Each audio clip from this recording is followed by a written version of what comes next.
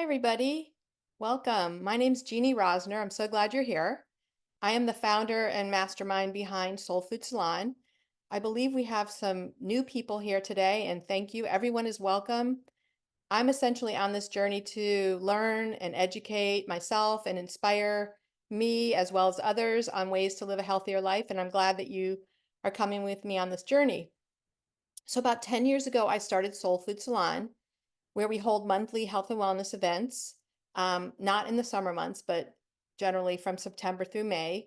And we featured various topics, various presenters. We have chefs, cookbook authors, other PhD, MD people, and various topics. They might resonate with you, they might not. Everything we've presented so far in the 10 years is up on my website, soulfoodsalon.com. You can spend quite a bit of time there. Um, and if you want to, you can sign up to receive our emails. There's a little header at the top that says, enter your information. We send out a newsletter once a month or once or twice a month. It's called Soulful Insights.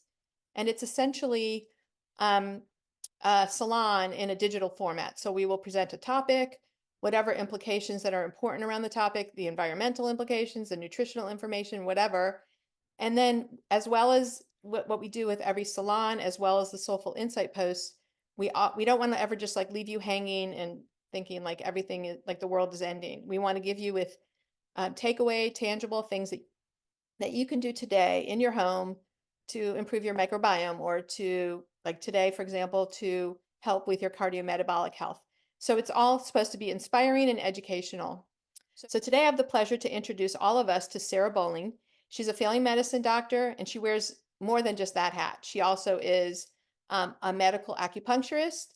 She is a yoga teacher. She's an amateur chef. She's a mom of two boys. I'm exhausted just telling you all of those things. And she's an amazing, amazing woman. She also works at AC Wellness, where she provides health care to Apple employees and their families. So Sara believes in Western medicine, diagnostic testing, etc. Yet she also believes in the power of eating well, eating nutritional meals, eating with family, sense of community, mindfulness, movement, all ways to live a healthy, full, and balanced life. And Sara's going to share all that with us today. I have a funny little anecdote real quick before I leave the screen and Sara comes on.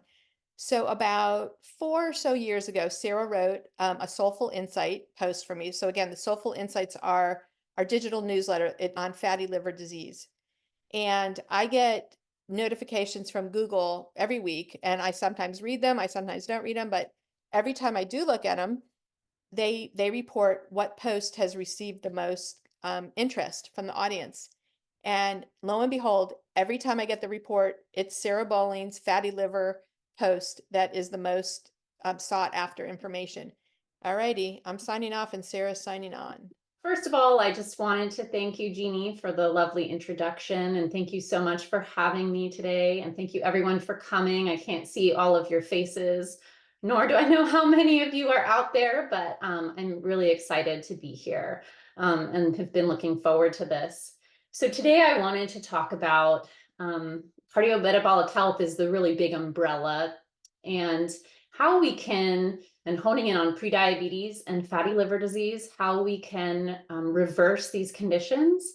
And, cardiometabolic health is a broad term. It's looking at the health of our cardiovascular system, our heart, our circulation, our blood vessels. It involves, heart disease, stroke, kidney disease. And what I'm really going to focus on today is talking about prediabetes and fatty liver disease. And why I want to narrow down on these is because in some ways, these are preconditions. It's really a moment where we can stop and we can take steps towards really improving the way that we eat and move our bodies to completely reverse these diseases, and then therefore the risk that they progress to something really serious. And we don't have to take expensive medicines that have side effects or that are costly. We don't have to do big, scary medical interventions. They're reversible simply in the way that we live our daily lives. Sometimes that's easier said than done, but I just wanted to discuss today how we can really approach our food in a really exciting, delicious way, and a way that can prevent these diseases and reverse them. So, all right, so this is a little roadmap of what we're going to talk about today. What is prediabetes? How do I know I have it? What is non-alcoholic fatty liver disease? How do I know I have it? What are some of the risk factors for these diseases? What I can do to reverse and prevent them, which is the bulk of this talk, and then how do I know that it's working?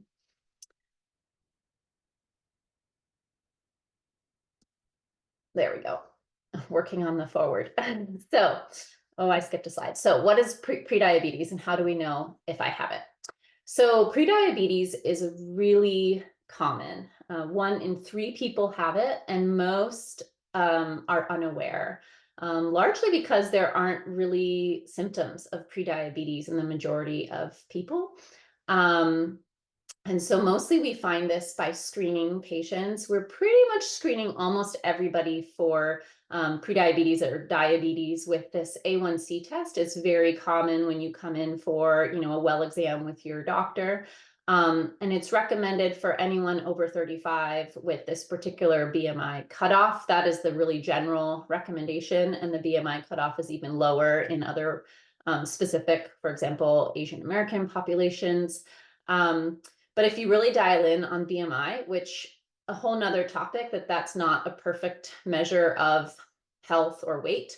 But this applies to almost everybody. So we are screening almost everyone for diabetes, which is wonderful because we want to detect it and it usually doesn't come with symptoms.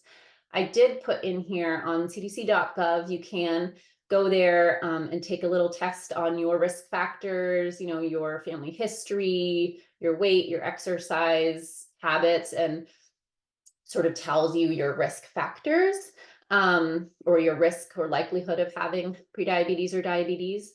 And the most common way we diagnose it is with an A1C. So this is a blood draw, blood test. And over here in this image, I show sort of normal range for A1C would be below 5.7%. Prediabetes is anywhere in that range of 5.7 to 6.4%. And diabetes is 6.5% and above. And these are cutoffs. Sometimes I get people who are very anxious if they're 5.6 or 5.5, that is still in the normal range. And we do have these cutoffs for a reason. But that's a little bit about how it's diagnosed. Usually when someone's A1C is in that prediabetes range, I really like to take a lot of time to talk to my patients and explain that, this really is a fork in the road. If nothing changes, most will go on to develop diabetes in the next 5 to 10 years. And that is one of the reasons why, we want to stop and have conversations about what we can do to prevent that. So the big culprit in prediabetes and diabetes is sugar. And that's not a big surprise, but sugar is broader than just juices, sugar sweetened beverages, desserts. Those are kind of obvious. Also, there are our high glycemic foods. So our white bread, white rice, white pasta, these have a high glycemic index. And really what that is it's a measure of how a specific food is going to raise your blood sugar compared to a reference food. And I won't go into this in too much detail, but there's a variety of ranges of glycemic index and glycemic load that your body's going to see when you eat these different foods. And generally speaking, as you'll see in the diagram here, if you're going to your white breads, bagels, desserts, those are going to be high on that glycemic index versus our fruits and vegetables and nuts and seeds that are going to be lower down there. And then a little bit about, so what are these high glycemic index foods doing? So the normal sort of response you see in green to a low glycemic index food, when you ingest it, your blood glucose level goes up in this nice, slow, steady way, and then comes back down to baseline, versus, a medium glycemic index food will go up to some degree and come back down. But when we have these high glycemic index foods, if we just eat our bagel for breakfast, it spikes way high, and then drops us way low. So we may crave more food, pretty soon, kind of hour and a half to 2 hours after we have that. We need something more because we've dipped low. And also our insulin, in response to these high spikes in sugar, our insulin is being released, and these high spikes of insulin as well. And so over time, there's two things that happen here. The sugar levels, go really high, and it's almost like crying wolf in a way, but the insulin is being secreted and our cells are not responding to it as well. So the backing up a little bit, the insulin hormone, what it does is it opens our cells, our fat cells, our muscle cells, to take sugar out of our bloodstream. That's what it's doing. And when we get these repeated high spikes in sugar, and then the repeated high spikes in insulin to try to get that sugar out of the bloodstream and into our cells, the cells stop responding. They're seeing too much of this kind of knock at the door, and they just stop unlocking. They stop letting that sugar in, and it stays in our bloodstream more. And so then we start to see these elevated sugar levels. Another thing that happens is we are just constantly needing more and more insulin produced by the pancreas. And eventually those cells in the pancreas that help produce the insulin aren't able to keep up. So now moving on to a little bit more about what non-alcoholic fatty liver disease. I'm going to move on to that topic. And this topic hits really close to home right now, because in next weekend, I'm actually going to a memorial for a family member who recently passed away from liver cancer. And his only risk factor really was he had fatty liver for 20 years or more. Can't say in particular, but this is really important and really hits close in my heart right now, because non-alcoholic fatty liver disease is something that is we commonly see evidence of it in primary care. And I think too often we say, oh, that's just a little elevation, a little fatty liver. And we don't stop to have that conversation that we're having today to say, wait a minute, this is something that can lead to something serious. And this is something that we can reverse. So a little bit more about what this is. It is an early stage of damage to the liver due to the deposition the collection of triglycerides and fatty acids in the liver. Fatty liver disease now affects 20 to 30% of adults. It's commonly found with other metabolic syndromes, so people with prediabetes, diabetes, cardiovascular disease, people with polycystic ovarian syndrome. These kinds of conditions can be at risk for fatty liver.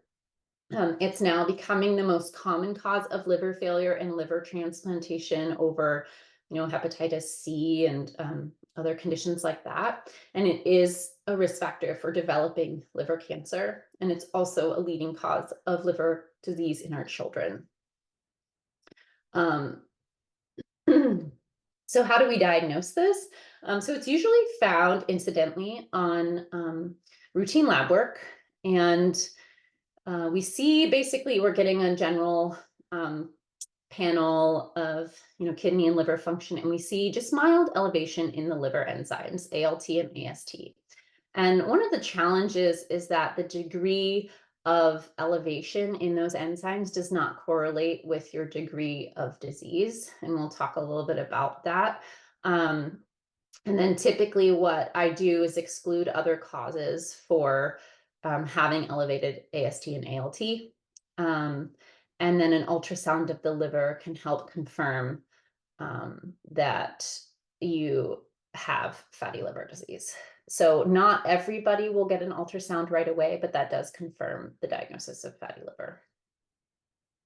So this is what the healthy liver cell looks like. That's our healthy hepatocyte. That's a liver cell. There's a nice nucleus in the center and these small droplets of fat.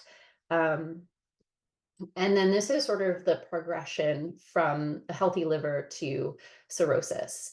So with fatty liver, we start to see, as you can see, there's these cells, and instead of the nice little deposits of fat, there's larger droplets of fat collecting in those cells. Um, and the cells are starting to bloat a bit. Now, this is entirely reversible, again, with what we'll talk about later in this talk. But then about 30% of those people will go on to develop this fatty inflamed liver, which we call NASH. It's steatohepatitis. Anytime there's itis, that means inflammation. So that is the next step in progression of the liver disease. And here we're starting to see some of these cells getting inflamed, starting to die, starting to develop some scar tissue there. This is still reversible. And that's important. It's still reversible with the same things that we're going to talk about today. There are some medications as well that some people are researching. And then about 20% of those people will go on and develop liver cirrhosis and liver failure. So really your liver cells are scarring down and no longer working. And that is irreversible.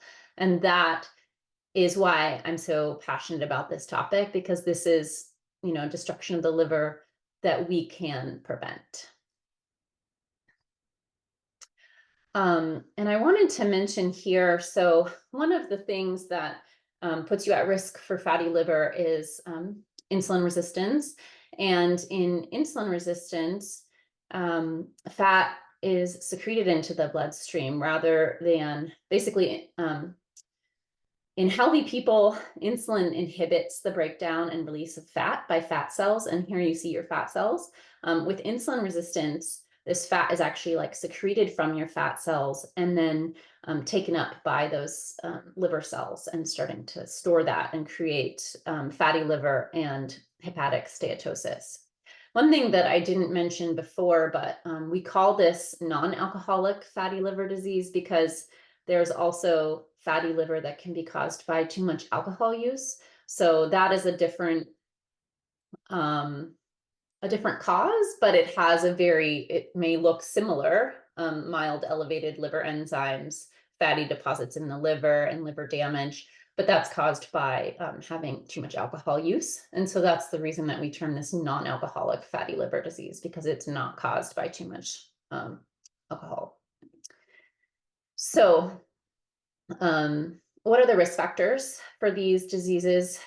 We talked a little bit about it already, but age. So as you age and kind of 50 and above, you are at more risk for these conditions. There is some genetic predisposition. So families that have a family history of diabetes, you are more likely potentially to be at risk for diabetes and prediabetes. Obesity is also a risk factor. If you have other cardiometabolic conditions, hypertension, high cholesterol, these are risks. Smoking is a risk factor. Alcohol use is a risk factor for these as well. And then diet and lifestyle. So these are really some areas that we have the ability to change our risk for these conditions. So that's a lot of what we're going to talk about. I did want to just show this curve. We are very familiar with the rise in obesity in the US population. And with it, we can see in the light green, the rise in the percentage of liver disease that's being caused by non-alcoholic fatty liver disease. So it's really correlated with kind of our obesity epidemic. And then the burden is higher in men than women. So if you see here with people with a BMI over 35, the prevalence of non-alcoholic fatty liver disease is almost 55%. So more than half of men in that BMI category will have fatty liver. So it's really prevalent as you go up in weight category here. So now the fun and exciting part of my talk, which is what can I do to reverse and prevent these diseases?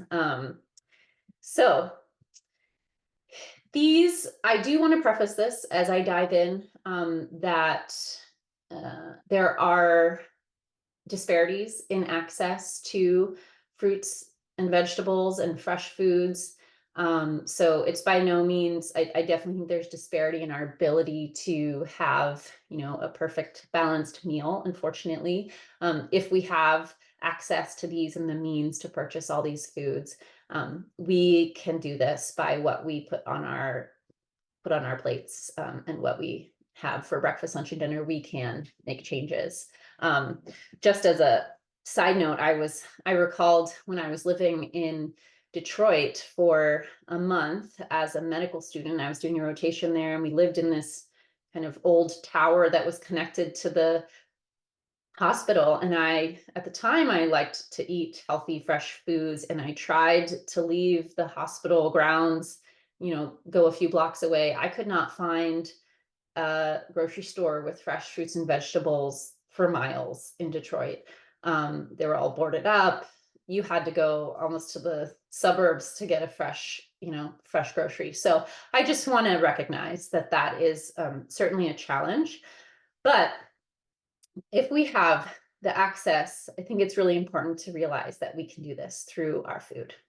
So the first is to eat more plants. I'm sure if you've been to some of these salons have heard this before, but really I say aim to make half of your plate at every meal vegetables. So really taking up, 50% of your plate.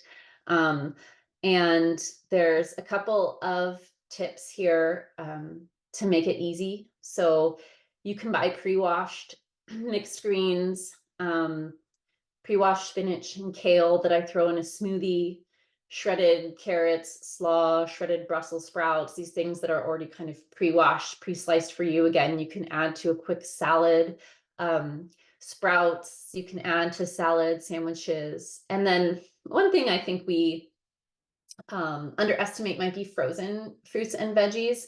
When I had my first son, I thought someone needs to invent some device, and maybe it does exist, for you to be able to chop vegetables with one hand while you're holding a baby in another, maybe some sort of rubber band type thing. But having said that, chopping and holding children is one thing I haven't figured out. So buying frozen chopped vegetables is actually a really simple way to have fresh vegetables that you can put into a soup, you can put into a stir fry, you can roast them. And frozen vegetables are frozen at the peak of their freshness, so they haven't been sitting in our grocery store for months, weeks, to lose their nutrients. And so it's actually a really wonderful way to get really fresh, nutritious vegetables, even though they're frozen at the peak of their ripeness. One thing that I do almost every day that I can do with one hand is the basic breakfast smoothie. So I use unsweetened soy milk. I do add a little bit of banana, frozen blueberries. I fill the thing to the top, the rest with some baby spinach or kale, and then some chia seeds. And that gives you, a breakfast of fruit, vegetables, and healthy fat that is a wonderful way to start your day. One thing I would say is don't underestimate breakfast. Breakfast is a wonderful meal that can either be packed with vegetables, fiber, fruits, healthy fats, or it's easy to also just grab the bagel. But I think you can really achieve a healthy breakfast without having to do a ton of cooking. The next big thing that we can do is eat more plant-based protein. And there are images of some meat here as well, and we can talk about that. But plant-based protein is really where we're going to get the most benefit, especially in prevention of fatty liver. So our plant-based proteins, tofu, tempeh, our beans, legumes, eating legumes has been shown to really improve our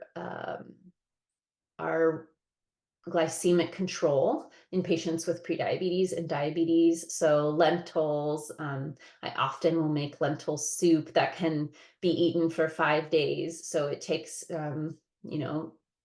10, 15 active minutes, some boiling on the stove, and then you have 5 days of a healthy lentil soup for lunch, for example.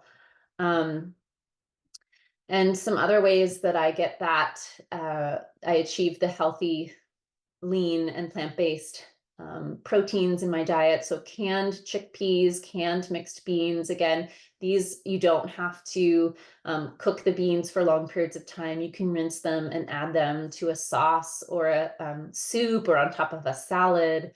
And they're really great because legumes and beans have not just protein, but also great fiber. Again, I make a lentil or a bean soup or a bean chili, something that could be eaten all week for lunch or snack. And then I do think, and we'll move on to the healthy fats.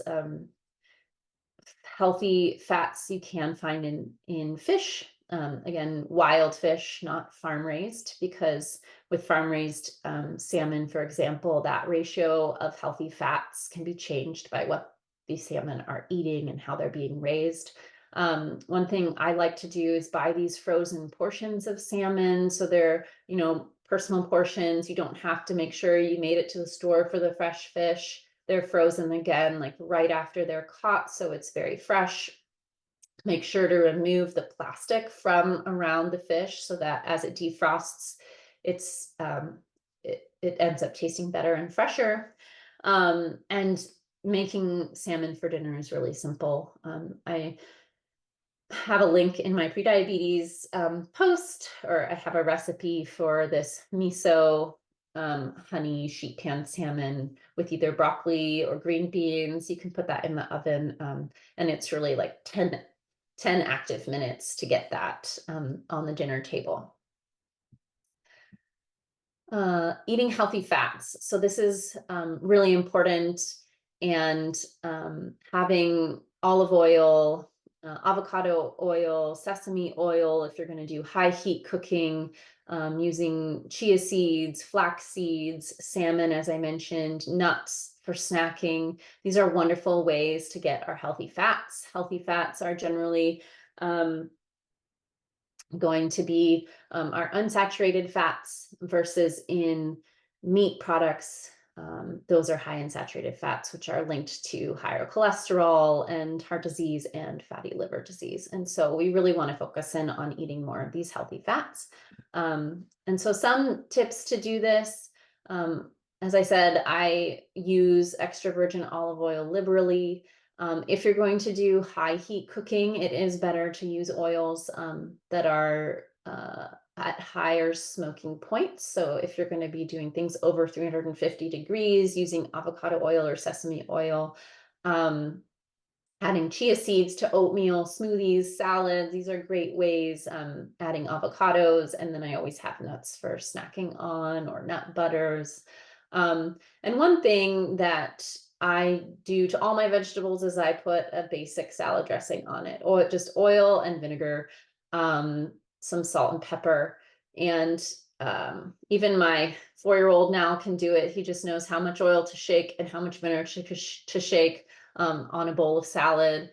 I do it for my broccoli or my green beans or my asparagus. And it's 3 parts oil to 1 part vinegar is the standard. I probably do more 1/3 to 2/3. So a little bit more vinegar because I love vinegar.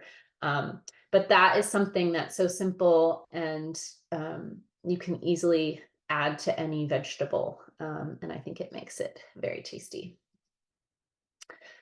Eating whole grains. So that's the next big piece here. As we discussed earlier, eating high glycemic foods can add to this spike in our sugar levels, developing insulin resistance, which can lead to prediabetes and to fatty liver disease. And so eating whole grains really helps with this. Whole grains have protein, like wonderful amounts of protein and fiber in them.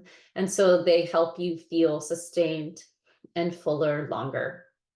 Um, there are lots of whole grain pastas now out there, but I really love trying out all of our wonderful whole grains like farro, freekeh, bulgur, oatmeal, uh, quinoa. All of these are a really wonderful way to bring grains into our diet. One big tip I have is get a great rice cooker, and then you can make all sorts of grains in there. There's a lot of ways to look up the ratio that you would use in a rice cooker, but I spent a lot of years burning the bottom of the pot, making quinoa, or quinoa that was too wet, or quinoa that was too dry. But the rice cooker is great, and you can make a large batch of grains and, sprinkle a quarter cup on your salad, or a third a cup on your salad, um, or roast vegetables and fish, roast vegetables and tofu, and have your side of the grain that you only had to cook, in one big portion. It will last for 5 days in a sealed container in the fridge.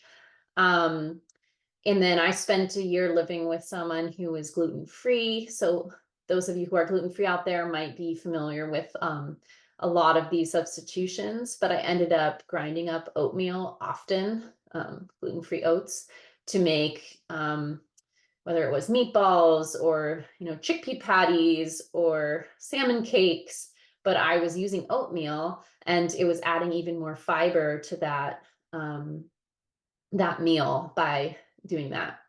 Um, and then I love making buckwheat pancakes for my kids in the morning, and they seem to love it too.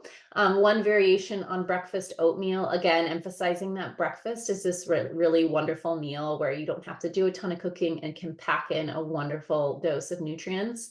Um, I had a big container of farro pre-cooked for the week, and I took a part of that, so it was already cooked, cook up apples, cinnamon, add some milk alternative and chia seeds, and you have this really chewy, delicious breakfast. And farro has a ton of fiber and protein, so it's really a wonderful idea for starting your day. And then avoiding alcohol use. This is in particular for our anyone with non-alcoholic fatty liver disease. We really want to avoid it completely. And with diabetes and prediabetes, so alcohol does have high sugar content. So we do try to limit that as well. And then the focus of my talk has been on what we're putting in our bodies and what's on our plate. But I don't want to forget to mention that regular physical activity is really important as well for preventing and reversing both prediabetes and fatty liver disease. And this is going to be about 200 minutes a week at minimum. And I like to tell people it's okay if all you have is 10 minutes or 15 minutes at a time, you use that. And then maybe you can add 10 minutes later in the day. And so we do what we can. There's a lot of data out there, should I do cardio? Should I do weights? I think it's a balance of both, but most importantly, it's going to be what's something that you enjoy doing that can help you move your body on a daily basis. Because that's what you're actually going to continue to do. Weight loss for non-alcoholic fatty liver disease and steatohepatitis, which is that next stage weight loss, can really reverse that. So there's a lot in the news about weight loss drugs and Ozempic and so forth. These medications that cause a high degree of weight loss, they do reverse fatty liver. But again, that's not the focus of my talk here. I think as people start to make some changes to what they're eating and moving more, that weight loss comes with it in a natural way, not in an extreme amount, but in a natural way. So a summary for non-alcoholic fatty liver disease and prediabetes, these are reversible, and there are things that we can do on a daily basis to make that happen. Eat more plants, eat plant-based proteins, limit red meat consumption, eat healthy fats. You can supplement with, if you're not eating fish, for example, you can supplement with omega-3 fatty acids. Um, Eat whole grains, so they have fiber, protein, they're going to improve your glycemic response. Avoid alcohol, engage in regular physical activity, and weight loss. That's so simple. But I will say that before I had my two kids, my idea of what was simple was very different. And having two boys under the age of 4, I have really learned what a simple meal is, and how to find a way to do things in a small amount of time. And it's not always easy, but I do think that with some of these tips, it's achievable. And so finally, how do I know it's working? Um, so lab work usually is what we do when someone comes back into the office after working on some changes. An A1C test, again, to look at where you are on that spectrum of prediabetes, or if you've moved into the normal range. Um, that's the main test I do. There are other tests that people will do out there, but they're not the majority. So, for example, fasting insulin is something that people might see as an early indicator of insulin resistance, but that's not routine. Really, A1C is the most routine test. Um, and then for fatty liver disease, repeating those liver enzymes. Again, as I mentioned before, and this is where it's a little bit challenging, the liver enzyme elevation is not perfectly correlated with the degree of liver damage. So in people who are really high risk, I personally will repeat the liver ultrasound, and that's at a 1 to 2 year cadence. So that's someone who has fatty liver disease and diabetes, or fatty liver disease and older age and high cholesterol and high blood pressure. People who are at more risk for progression because they have more risk factors, then I'll ultrasound them more frequently. There are some more, I don't want to go into all the details, but there's some more lab work and calculations that doctors do use to decide who's going to be at risk for progression, and may choose to advance the type of imaging that's done to a fiber scan or do a biopsy, or kind of more advanced evaluation. And then again, not the focus of my talk, but just in case people had heard about it, but there is some research mostly into the treatment of the steatohepatitis, and then looking at how we might apply it to people with fatty liver disease. And a lot of these are medicines that we also use for diabetes. Actoses, Jardance, Ozempic, Victoza, the GLP-1s. And then vitamin E can help as well as a supplement, but not to be used in people with diabetes, only in fatty liver. But again, did not focus my talk on these medications, because really we can do it with diet and with exercise. And that is the end of my talk. And What a wonderful talk, Sarah. Thank you. Thank you. Thank you. I found it really inspirational, and I like how you focus on how we can do it ourselves with diet and lifestyle changes. So you are preaching to the choir for me, and this is kind of the message that I've been sharing for 10 years through my platform at Soul Food Salon. A few things that I wanted to, first of all, I love your image that you said when you're cooking with one hand because you're holding the child on the other. For those of us who have been parents or even parents of animals, and you have to hold the animal when you're cooking and whatnot, it's challenging. So I applaud you for making healthy, fresh food items for your family, even while holding a child. Um, a few other things.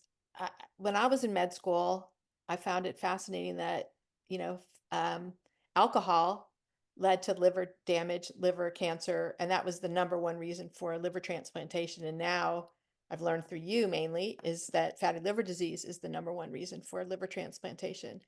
And I think a lot of it is mainly secondary to our diet.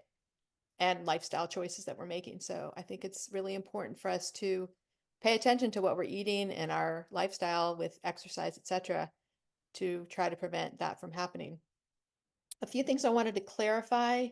You mentioned the A1C. So that's a hemoglobin A1C. You said it's a blood test, and it's a marker for 3 months.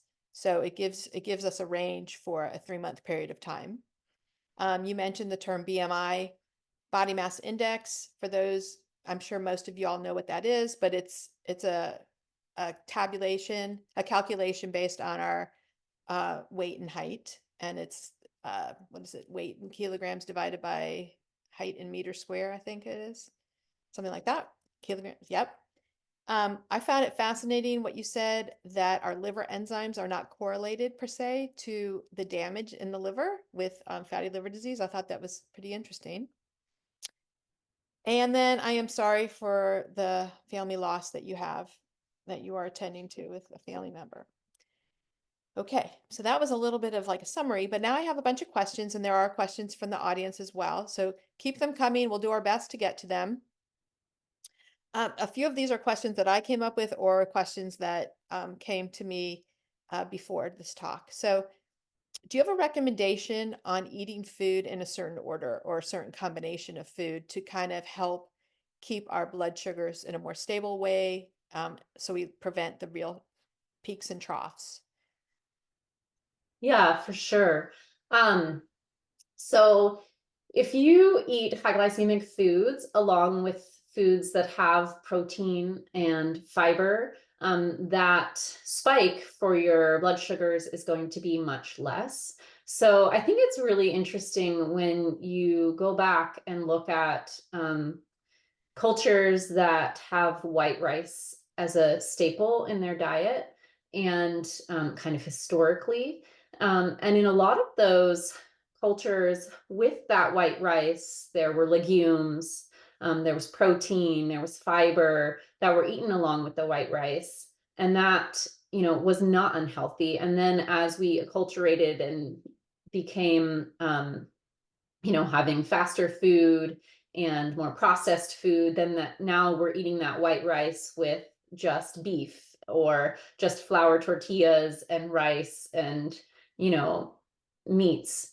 And that changes the impact and the glycemic load that your body is seeing. So I don't think that there's a particular order that you have to eat your food in, and I really want you to enjoy your meal. But certainly if your plate has that balance, so even if you are having, and I think that there's a lot of wonderful ways to mix up white rice, and I don't think anything is like off the table. You can sometimes be having white rice, and some days it's a brown rice, and some days it's quinoa.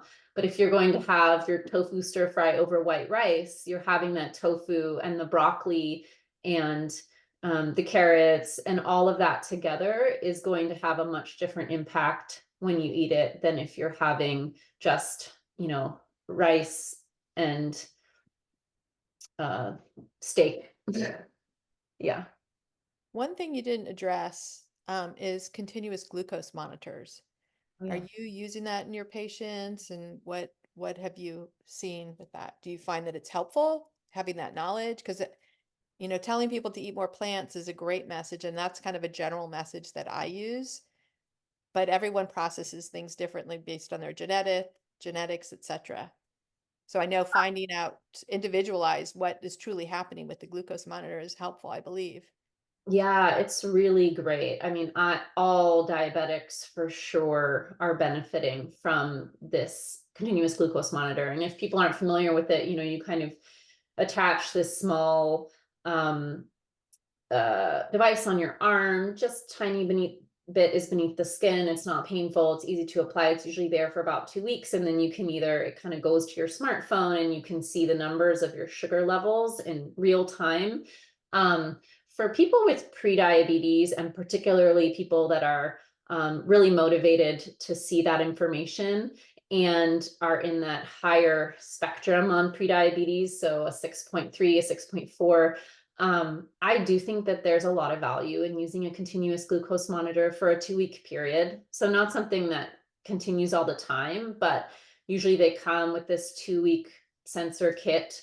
And for those 2 weeks, you can really start to see how your body's responding to that breakfast that you eat every day, or, the day that you were able to walk and talk with your friend after lunch, what that did to your sugar. And you see that, that brought your sugar down faster because you went on a walk. So I think it does help to really, aha, look at what I'm doing and what this is doing with my sugar levels. So I think it's a great tool. Um, you do have to do a little bit of tweaking. Like, you don't need to be notified if your blood sugar is below 70 if you're a pre-diabetic. So there's a little bit, I think it's useful to use with guidance, I should say. So working with a dietitian who can help you interpret the numbers, or working with a physician that is familiar interpreting the numbers. Because on your own, it might look scary that your sugar went up after you ate, but that's normal, to a degree. So yeah. Great. Great. Thank you.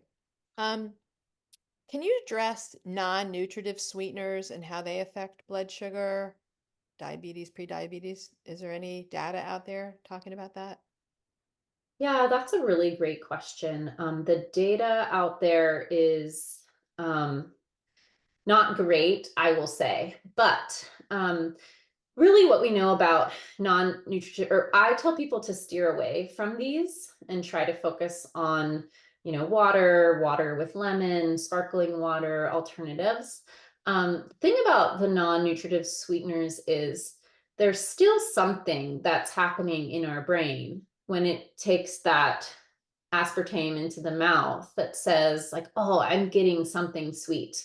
And I don't think that the data is perfect on this, but that you can still see, in some studies, a rise in insulin in response. So not a rise in blood sugar, but a rise in insulin in response, because your body thinks it's going to see sugar.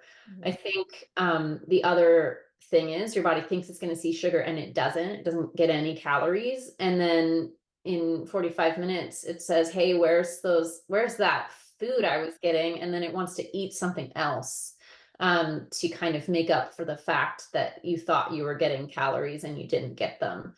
The other thing that I like as an experiment about non-nutritive sweeteners is if, you eat a cracker and then you have a nice juicy Fuji apple, the Fuji apple being one of the sweeter varieties of apples, that's going to taste sweet and fresh to you. If you put that Fuji apple next to, your Diet Coke, it's just not going to taste as sweet. And so if we're really trying to get our sweet tooth and, satisfied in a nice, sustainable way, then having a fruit is going to make you feel like you got something sweet. You'll actually feel full from that fiber longer. But if you pair it next to something that is a non-nutritive sweetener, it's changing our taste buds to expect the ultra sweet, because it's so many thousands of times sweeter. And then I think the last part about non-nutritive sweeteners, that's a whole nother topic that may have been discussed in one of these salons, is the microbiome. So we do think that non-nutritive sweeteners are starting to have an impact on our gut bacteria. And there's a lot of new data about our gut microbiomes and its impact on our chances of developing conditions like diabetes, and other kinds of cancers. And so I really encourage people to steer away from them. Would Yeah. you put stevia in that category? It does fit. It does fit in that category. Again, we don't have great research into stevia, compared to the other, like pulling it out, doing these random trials. But I do think it fits into um, the same issue of training your taste buds kind of in the wrong direction to want something too sweet, and then also setting you up to want something more Mhm. after you've had it. Okay. Yeah. All right. Totally different question. Do you have any opinion on what caffeine's role is in blood sugar regulation? I don't. I think generally that caffeine and coffee are okay as part of a healthy diet, within moderation, like not too much in excess.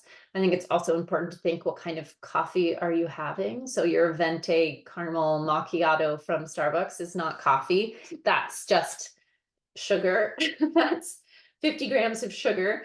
Um, but coffee, like a black coffee or unsweetened coffee, again, what are you taking that coffee with, I think matters. But there's not studies showing like a correlation or causality between caffeine intake and diabetes or prediabetes.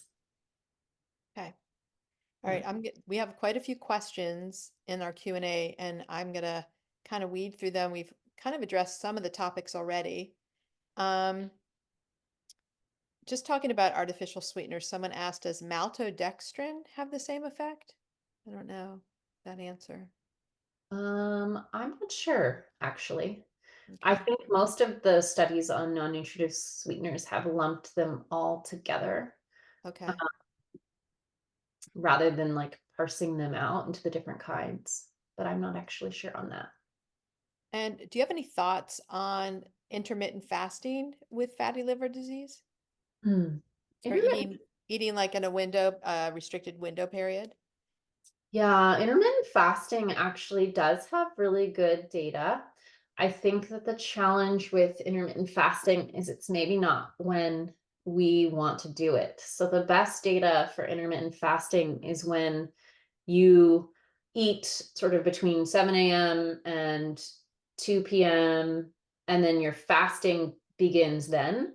And I think for most people, that doesn't fit with like life, because you want to have dinner with your family, or you want to go out with friends and eat, or whatever that matters to you. So I do see a lot of patients doing intermittent fasting at different times. They skip breakfast and they start at noon and then they eat till 10. And the impact of that is not the same, because it's relating to um, our body's metabolism and cortisol, and the cycles of the day and night. And so really, if you're going to do intermittent fasting, the best data is doing it, eating between those earlier hours, rather than the kind of easy approach, which is skip breakfast. Right. Eat breakfast like a king, lunch like a prince, and dinner like a pauper. I've heard that before. Yeah. But it does, I think one thing it does is just like it kind of just calorie restricts, which does promote weight loss, which does help fatty liver. But if you're eating over less hours of the day, a lot of times that means fewer calories. And so that's one way that that's also working. But yes, eating in the morning, eating more in the morning and less as you go through the day is a little bit better for how we work physiologically. Yeah, and I appreciate your suggestions on incorporating more plants in your diet, and especially at breakfast. I mean, there are ways to get fruits, vegetables, mainly vegetables in a breakfast. A lot of times people think of breakfast as more like a sweet time, perhaps, but I liked your smoothie recipe. I'm gonna try, I wrote it down. So, and by the way, all of Sarah's slides will be up on our website under past events, and as well as the link to this presentation on YouTube that will also be up on our website. All right, a couple other questions. Someone said if they are an alcoholic and quit drinking 20 years ago, are they at high risk for fatty liver disease still? Uh, I don't necessarily think that that past alcohol use does directly. We see rapid changes in people's, like, as long as they didn't have cirrhosis, kind of irreversible liver Hmm. damage at that time.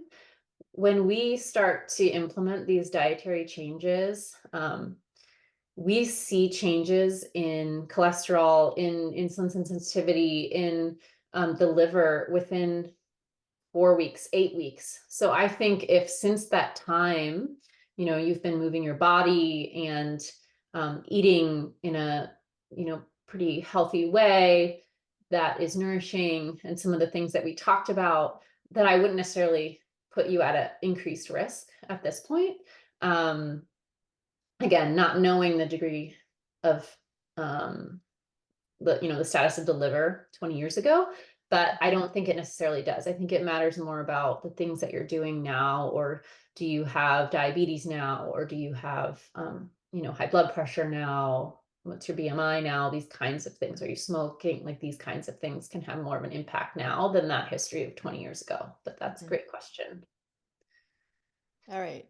Someone asked, what about cereal? Should it be removed completely along with bagels, or are there a few healthy ones or healthy ways to have cereal and bagels in our diet? Yeah. I really encourage nothing to be removed forever. Like you should have ice cream on this beautiful summer day, or cake on your birthday, or the Yule log at the holiday time. I mean, that I think that that's okay. So nothing is never. I would say that a bagel, if you really love bagels and you have a bagel, you you have a bagel with your breakfast on Sundays, and maybe you saute some spinach and you if you eat eggs, you have egg with spinach and a half a bagel and some apple. If you really mix in the fruits and vegetables with Mhm. the bagel, that can be one way to do it. And what was the other question? Cereal. So again, I think if you eat some cereal on top of, let's say you have coconut yogurt with a little bit of high fiber, low, no, almost no added sugar cereal. You can do that. I love if you're going to do that, kind of you can make your own or find really low sugar type of granola. So that's made with all these whole grains, and that's really what we want to see. And then you get that crispy, crunchy feeling, but it's made with whole grains and not with added sugar. So that's one way to do it too. Great, great. Um, there's a question. It seems many doctors don't worry if you have a hemoglobin A1C of 5.9 for years. What if you've done all the lifestyle things but have a family history and have that level 5.9? What would you recommend? Hmm. Yeah, that's a really great question. There are certainly, there is some genetic predisposition. So I think for some people, it is, it does take more time to see that result than others. Um, I don't know that, particular case, but certainly it may be worth trying a CGM for 2 weeks and seeing what kind of added information you can get. Maybe some behavior, some part of the diet or exercise could change. Maybe the type of exercise, you've been really great at doing 30-minute walks every day, but maybe if you start doing weights and you increase your lean muscle mass, it'll improve your insulin sensitivity, and that changes the response as well. So sometimes, I do think stress can have an impact on how how we're doing with everything else. So if nothing else, making sure kind of stress and sleep are also in a line, so that you're at your peak of health. And then I will also say, I don't want to dive too far down that hole, but A1C is not perfect. There Mhm. are some populations where we do see that it can not be the perfect blood test. So occasionally, and I think a lot of that we see in our South Asian populations, there there can be sometimes differences in that A1C test result. And the perfect test would be a glucose tolerance test. It's not fun to do, but you take this big load of glucose after fasting, and then they check your sugars an hour and 2 hours later. But that is a more accurate representation. We just don't do it because it's so hard to do. Mhm. I know I had to do it when I was pregnant. I think, is it standard for all pregnancies, I think? Yeah. Yeah. Mhm. Yeah. And would maybe in lieu of that, would you suggest doing a fasting insulin beforehand? Because isn't that what's going to rise first before all these other parameters? But that's just Yeah. not standard of care per se, but not in like a standard blood panel versus Right. the hemoglobin A1C is more standard. Yeah. Yeah, I think fasting insulin can be used. It's just not standard. I think the glucose tolerance test is something that it's just not frequently ordered, but you could do that if you really argued, maybe this A1C is wrong for me. Mm, You could do that to confirm. But I also think, maybe there's the CGM might give more insight. mhm. Um, yeah. Can your hemoglobin A1C be artificially elevated if your hemoglobin is low? Never really thought about. Um, Or I how think is the it's hemoglobin more. A1C affected by hemoglobin, actually, your hemoglobin level? It shouldn't be. It's more impacted by the life cycle of the red blood cells. And so if you have conditions like thalassemia, or a condition where your red blood cells are not around in the circulation for 3 months, that can falsely impact your A1C level because it's taking the average of the blood sugar in the 3 months of the life cycle of those cells. So there are conditions that can make it less accurate. And I think of sickle cell, thalassemia as some other kind of blood disorders like that, but not anemia. Okay. When do you decide to order a liver biopsy if a scan doesn't show signs of liver disease, but lab work continues to show elevated liver enzymes? Well, that's a good question. There are a lot of other tests we do as well when we're seeing elevated liver enzymes. So when we first see that, we're going to test our hepatitis. We're going to look for iron levels or iron overload in the liver. Sometimes we do autoimmune markers to look for autoimmune liver disease. And so if everything is normal and that's still elevated, we may consider liver biopsy is pretty like it's not common because it's kind of invasive. It's pretty invasive. Um, there are some other calculators. I think it depends again on your risk factors. So if you have diabetes, older, high blood pressure, we might put you at more risk and want a biopsy. There's another score that we use to assess risk.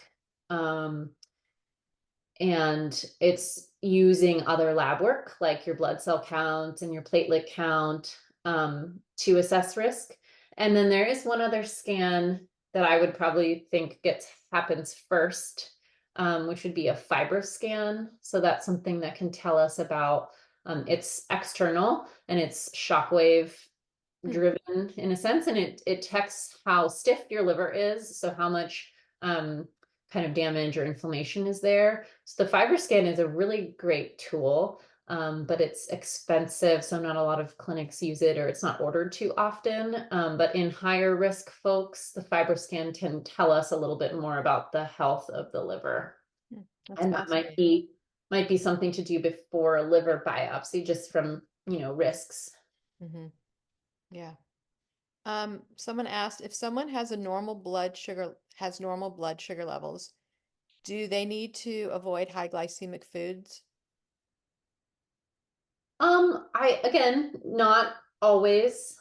I think that it's still something where if always are having all these high glycemic foods all the time, over time, you're getting those high spikes. And so you might be at risk. Like that is the risk for developing prediabetes over time would be that, you're always just having high glycemic foods. So I think it's still prevention to eat this way, to eat with lower glycemic foods or combine those higher glycemic foods on occasion with a well-balanced meal.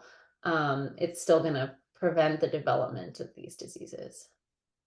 Okay. And does the abundance of triglycerides, does that spur on non-alcoholic fatty liver disease as well?